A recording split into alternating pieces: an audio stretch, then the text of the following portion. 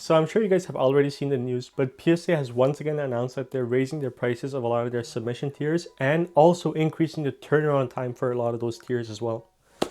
So that begs the question, at what point does it even become worth it to submit your cards to PSA? Well, in this video, I wanted to break down that topic and explain to you guys how to decide whether to submit a card to PSA or not, and what cards you should submit and shouldn't submit based on monetary value and profit you'll get afterwards. Now, if it's a card for your personal collection, by all means, go ahead, do it. I mean, it is an expensive service, but if you're doing it for yourself and not to resell, the initial price isn't as important. But if you're looking to sell your card afterwards, you really want to pay attention to how much it actually costs you and if you're actually making money or not. Now, I'm going to share some advice with you guys based on my experiences with grading and also based on what I've seen in the community by talking with other people that have submitted to PSA and seeing their results and also their opinions as well. So I'm going to really break it down and explain to you guys whether it's worth it or not to submit a specific card to PSA. So let's dive in and I'll share with you guys the criteria that you should use to submit your cards to PSA if you're looking to make some money off of it. All right, so let's start. So real quickly, I'm just going to go over this Charizard SIR from 151 just to break it down for you guys and to set some context. So this Charizard, I pulled it myself, and it's a pretty memorable card for me because it's the first big SIR that I pulled from 151, and I really wanted to get it graded, but I kind of knew it wasn't going to hit a 10. Now, from a monetary perspective and from a cost perspective, it didn't really make sense for me to grade this card just because it cost me money, and if it wasn't going to get a 10, it's not worth grading. So this got a 9. Fortunately, it was a 9 and not any lower, but a 9 in this card is very similar to the card raw or like ungraded. So really, you're just losing the grading cost when it comes back a 9. Now, if this by some miracle had come back a 10, well, I would have been in the green and I would have made a lot of money off of this card. I probably wouldn't have sold it either way, but in a 10, this card goes upwards of like $1,000 or more, depending on the currency and when you see the charts. But this card is a very expensive card, so if this was a very clean copy, it's definitely worth it to grade it. You could also take the gamble as well. Like I took the gamble just because I was going to keep it either way. But if it came back at 10 and I was looking to sell it, well, that's really worth it to do that card, to grade that card. But it only came at 9. Nonetheless, it's still fine for me to grade this card from a personal collection point of view, but from a grading or from a monetary perspective, probably wasn't worth it because I'm losing the grading fee, which is $32 Canadian for me, or even more now with the price increases. Now, another card that I submitted in the same batch, well, this one, it was worth it for me to grade because the end result was a Gem Mint 10. However, I did lose money in terms of grading fee and also the price of the card. So since I sent this into grading until when I received it, this card in a Gem Mint 10 has gone down in value actually. So that's something you guys have to consider. Because so many cards are being graded right now, what you see right now and when you the price that you see of a Gem Mint 10 right now and the price that you see when you receive your card back will probably be different, and most likely it will go lower, especially if it's a high population card. So this is a very popular card, very high population. Population is basically the number of cards that have been graded by PSA. And in a Gem Mint 10, there's a lot more copies now than there was when I submitted it back in September. So the value of this has gone lower because there's a lot more supply of this. Well, nonetheless, I still made money off of it because it came back at 10, but the potential profits that I was expecting are not what I got back. Most of the time, you're not going to make a lot of money off of it. You're probably just going to cover your base cost and maybe a bit of profit. But if you do hit a 10 on a big card, like suppose if this was a 10, then I would have been making quite a bit of money off of the whole submission. Unfortunately, it only got a 9, so I'm in a loss on that card. But that's really how you have to value it. So a couple of key factors to note is when you look at the price of a Gem Mint 10, when you submit your card, that probably won't remain the same when you receive the card back because of the long turnaround times. I mean, right now, PSA is estimating about 95 days of turnaround times, 95 business days of turnaround times for the lowest tier, which is what most people submit on, the bulk tier. Really expect your cards to come back in about 4 or 5 months, which is quite a long time. And in the world of TCG right now, prices fluctuate way too often.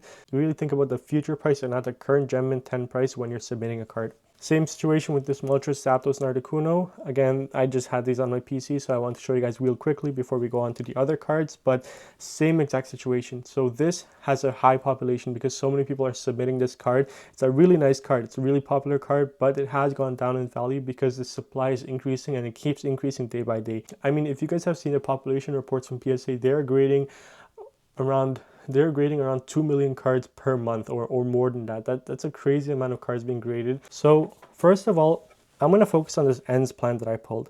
So this was kind of a rookie move for me, but I graded this ends plan because I pulled it myself. It was from a god pack, so I'm like, yeah, I'll grade it. I'll keep it in the personal collection. Unfortunately, it only got a gem mint 9. So I had already gone over in another video why it got a gem mint 9, but there was a little print dot in the bottom edge, which probably knocked it down to a 9. Well, in this situation, I actually lost quite a bit of money because the price of this card, it had gone down a lot since I received it, or from the time that I submitted it until the time that I received it. So actually in a 9, this card is pretty low. It's even less than the raw value of this card because there were so many copies of this being submitted, and that's really something you guys should look out for. Just because it's an SIR, just because it's an expensive card when you submit it, doesn't mean it's going to maintain that price. And especially if it doesn't hit a 10, you're going to be losing a lot of money. When I submitted it, it was around $110 or $115 Canadian. Now, when I got it back, the value of this card is about $80 Canadian. So just right there, the value of the card itself has decreased about $35. So that's a loss that I take. In addition to the grading fee of about $32, you could really see how much of a loss I took on this card. Now that I'm down about $70 of potential profit I could have made or lost that I am taking in because I didn't sell this card right away, and instead I decided to grade it. So you really have to be analytical and think about what you're grading before you submit it in if you're looking to make money. Now, if this came back at 10, I would basically be breaking even actually, because a 10 in this is about $140 Canadian. So so because I didn't sell it at 110 Canadian when I first pulled it, I spent $30 or $32 to grade it. My cost, you could say it's $140. So I'm basically breaking even in a 10. So you guys could really see that it's not worth submitting a lot of cards, even if you do hit a 10, because the price of that card might decrease, especially if it's a brand new card. Don't be fooled by the price you see when you submit your card. Really think about the future price when you receive your card. So a lot of modern cards or a lot of new set cards, you're either going to want to submit them in the fastest or highest tier so you get them back right away, or you're just going to want to sell them raw, wait a few months for the price to stabilize, then submit it, and then you guys could picture the future price for it. Maybe this card might go up in price in the future, but either I'm going to have to hold it for a long time or just sell it right away. So now let's move on to something else. When you don't get a 10 or even a 9.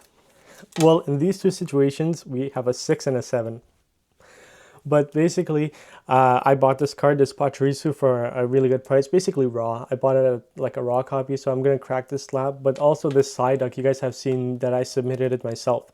Well, in both these situations, the grader or myself are really in the red because these cards are worthless when they're graded. Like they're worth less than a raw copy. So you're better off just cracking the slab and selling the copy raw to maybe make a little bit of money back on it. That's what I'm going to do with the Psyduck and a Slowpoke Psyduck and the Pachirisu. I'm just going to crack these slabs. Probably do it in a future video. Stay tuned for that. But we're going to be cracking some slabs.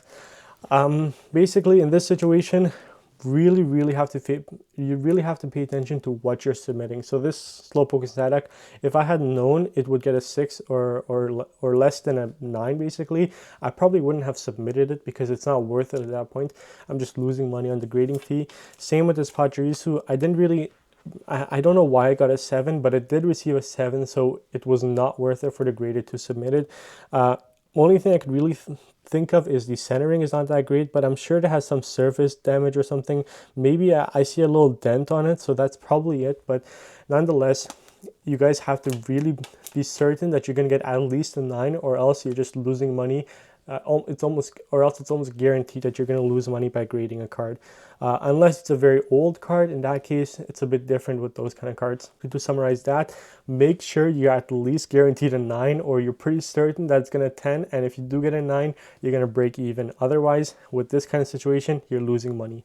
Here we have this Rayquaza VMAX from Crown Zenith. Well, Crown Zenith has a very high population. The cards from Crown Zenith are almost always graded because people love the cards and because the quality of the cards are generally pretty good. So very high population in a 9 or a 10.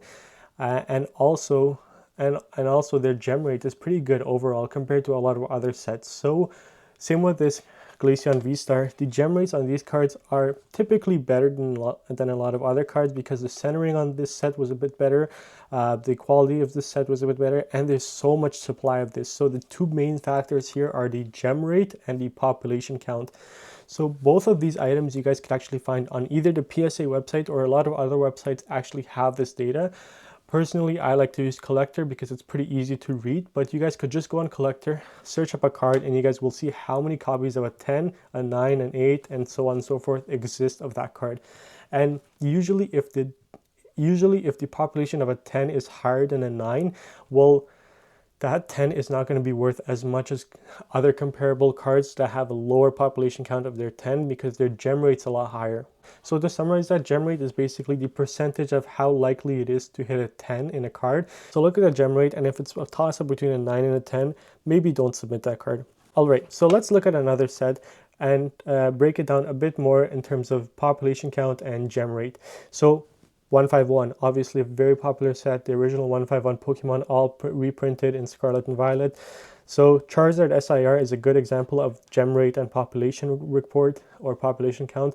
Well, this card gets graded a lot. I mean, it's very commonly graded and people love to grade this card. I did it myself even though I knew it wasn't going to get a 10, but that's really the thing. So 151 is another set that if you're on the edge and you think a card won't get a 10, maybe it's not worth submitting. For me, the reason was, like I indicated, for personal reasons, for personal collection, but from a monetary perspective, it was not worth submitting this card. This Blastoise EX from 151, it was a very clean copy and I submitted it and I got a 10. But if you guys have seen my videos, I also submitted a Nidoking IR from 151 and that was on the edge. Well, in that case, I actually lost money because it's a very popular card and very high population. So a 9 in that is actually not worth that much. You're basically losing money. You're basically losing the grading fee of it. So it wasn't worth submitting because of the high population report and the gem rate of that card. So now let's go over a little stack that I picked up this past weekend from a buddy of mine. But basically this is a stack of all PSA 9s. And I'll show you guys where he lost money and how much he lost on this. But basically this is all PSA 9s. So we got a Rapidash from IR from Destiny Rivals, Okidoki from Shot at Fable, this promo King Gambit from an ETB promo, Honchkrow from Brilliant Stars. It's a really cool card actually. That was the first time I saw this card. We also have this Magneton from the Surging Sparks ETB promo, and the Pseudo Wudo from Paldea Evolve. A really cool card as well. But these are all 9s, and when I was comping them or comparing the prices and pricing them out, they're basically all worth the raw price or very similar to that, so I didn't pay much for them, but you could really see how much it cost him to grade all this. So this is 1, 2, 3, 4, 5, 6 cards. So 6 times 32, that's about $190 Canadian that he spent to grade all these, and he's not making any money back. Like, it would have just been worth it to sell these cards raw and save yourself 5 months of grading time. So that's the situation where you have to be very scrutinous and really analyze a card. Make sure you could get a 10. I mean, of course, I've said this before and I'll say it again. You win some, you lose some. All these cards are probably a toss-up between a 9 and a 10, and he took the gamble on them, but this is a situation where he lost a lot of money on all these cards. I'm sure he won a good amount of money on the cards that he didn't show me, but if you guys really are interested, you guys could check the certification report of them to really see it. Like, it's probably between these three. That was his submission batch where he probably made some money off of the other cards to break even, but usually that's what happens. Because you win some and you lose some, you're probably going to break even in the long run, and whatever you gain from one card, you're going to have to spend back on another card because you lost money on the other card. Well, now let's go on to two other topics that I like to talk about, which is the base price of a card and the rarity of a card, or how old it is. So here we have two cards that I submitted. They're both about mid-era cards. So this one's from Breakpoint, which is an X and Y set. This is from Sun and Moon Dragon Majesty, but it is a bit of an older Sun and Moon set. So both these cards are not very expensive cards, but luckily they were very clean copies, so it was worth the gamble to submit them in. And even in a 9, I'm basically breaking even, which is really good in this situation. If it had hit a 10, I would make a good amount of money off of them, but in a 9, I'm not losing anything, so it made sense for me to submit them. Now base price. So this White Curum GX in a raw copy costs about $8 Canadian, give or take, but in a PSA 9 it costs about 45. So I'm making my money back. I'm making the grading cost back, and if it had hit a 10, it was worth quite a bit of money. I don't know off the top of my head, but you guys could probably see the pricing somewhere. So this was a situation where it was worth submitting this card because it was a clean copy, and I decided to take the gamble because the risk was very, very low of me losing money. If I had come back an 8, maybe I would have lost money, but like I said, it was a low risk. It wasn't zero risk, it was just low risk. Same with this Gyarados EX, very clean copy. You guys could see the price comparisons of a 9 and a 10 and an 8 and whatever. But even in a 9, I'm basically making back my costs, so I'm not losing money on these cards. So this is a situation where the base price of a card is important to see how much money you guys will make in a graded copy, and also the rarity of a card or how old the card is. This also ties back to the population report and the gem count.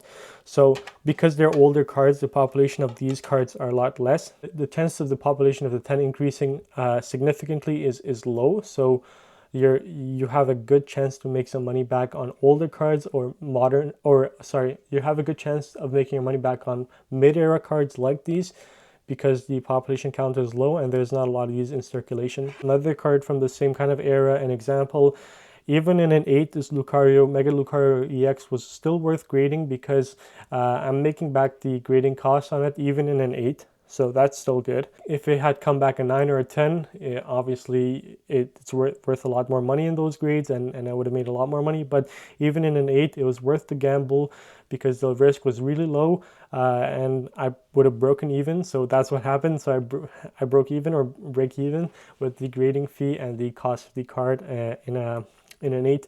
And another thing you should look at is the popularity of the actual Pokemon of the card. So Lucario is a super popular card, and even in an 8, some people will want it in their collection. It's a very cool card to have. Even myself, I could probably keep it in the collection. I just have to make some money back off of the other cards that I graded. So I am probably going to try and sell it and see how long if I could sell it or not. But Lucario, popular card in an 8, still has some traction and some demand, so it's worth submitting these kind of cards. If this was some other Pokemon in an 8, I doubt it would be worth as much, so be very careful. Just because it's an older card doesn't mean it's going to be worth a lot. It has to be an older card and a popular card. This Shiny Gyarados, or the Red Gyarados from Breakpoint, it's an EX card, but it's still very popular because Gyarados is a fan favorite, especially Shiny Gyarados. It's super cool. White Curum GX, another fan favorite. Anyone that grew up watching Black and White or played the games, White Curum is a very popular card, and a lot of people love this card, or love this Pokemon, so it made sense to grade it, and that's why it's worth a good amount of money, even graded, versus another unpopular card that wouldn't be worth a lot of money. So it doesn't necessarily mean that it's an older card it's going to be worth money. It has to be an older card, a popular Pokemon, and in good condition. So this is a card that's very popular. It's a very nice looking card, and it was worth taking that risk, I guess you could say, because the potential gains on it was very high compared to the initial cost. I know the grading cost is all the same and it's going to increase, but nonetheless, look at these kind of cards and look at their population report and their price in a Gem Mint 10 to see if it's worth it, and really inspect the card. If you think it's a clean copy and you want to take the risk and the potential reward is high, we'll do it. So it's the same. So it's that saying, if you get a high reward and a low risk, that's the perfect situation. If you get a high reward and a medium risk, it's worth it. If it's high risk and high reward, I usually don't personally take that gamble, but you could if you want. Low reward and low risk is pointless, and low reward and anything else, don't even do it. Like low reward and low risk is probably just a break-even situation, which was a lot of those cards that I just showed you guys. That was like lower reward and lower risk. So maybe you could do it if you want to. If it's a popular card, sure, do it. But if it's not a popular card, don't do it. And if it's a low reward and medium or high risk, I highly advise you guys to not do that. So this Willard illustration rare from Journey Together, I would say it's about a medium to high reward, medium to low risk. So it was worth it for me to submit it. But depending on your risk tolerance, maybe it's not. Another card that I really want to submit, but I haven't found a good enough copy to justify it, is the Articuno from Journey Together, the illustration rare. I actually have 5 raw copies of that card, but none of them are good enough to merit the submission. They're all like high risk and medium reward, so I'm not going to do it. By high risk, I mean it's not a clean enough copy that it's worth submitting to. If it was as clean as this Wailord, I would have submitted it. There was almost a situation where I did submit it, but then I noticed a little speck on one of the corners, so I'm like, no, it's not going to get a 10, and the chances of getting a 10 is very, very low, so it's not worth me spending that money to grade the card. Like, I'm sure these are all cards that they thought would get a 10, but they unfortunately didn't. So this is all a loss for them. And it's unfortunate because really it's expensive, and it's going to get even more expensive. I mean, at current prices, 6 cards at say $40 Canadian, what are you looking at? $240. That's so expensive to submit these cards. I mean, not a lot of people have that money and could take that risk. So that's really a tough situation to be in. So you really want to make sure that the reward is high, or the potential gains is very high, and the risk is low. So really inspect your cards, make sure it's perfect. And I will post a video of how I inspect my cards and what I have learned to look out for. I mean, I've already kind of posted a video that went over these ones and why some of these guys got a 9 or an 8. But I'm going to show you guys with raw copies and how I screen my cards before submitting them to PSA to hopefully get a higher gem rate and actually make some money back and not always be in the red.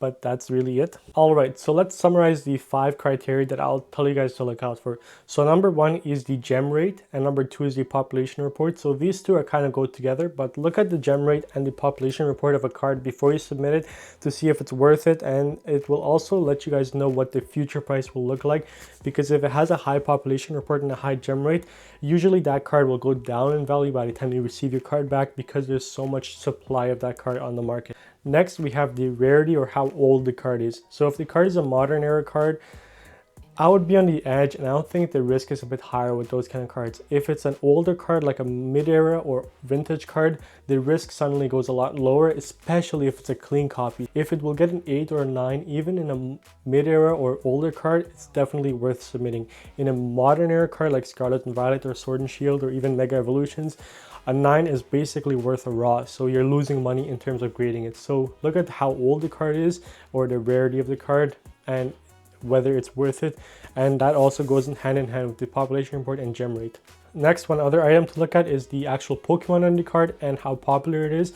So if it's a popular Pokemon, say a Pikachu, Charizard, Mew, Gengar, any Gen 1 Pokemons, very popular, and usually it's worth submitting because the risk of those guys going down, even if they do go down, there's so much more demand for those kind of cards that you guys might be able to make your money back, and the price of that card might go up in the future as more and more people will want that card because it's their favorite Pokemon, or it's a popular Pokemon that they want in their collection. Lastly, we have the base price and if it's worth submitting. So look at all these other 4 criteria: the gem rate, the population report, the popularity, and the rarity of the card. If you look at all those cards and the base price of the card is low enough that the potential gains are enough to at least cover the grading cost, you should do it.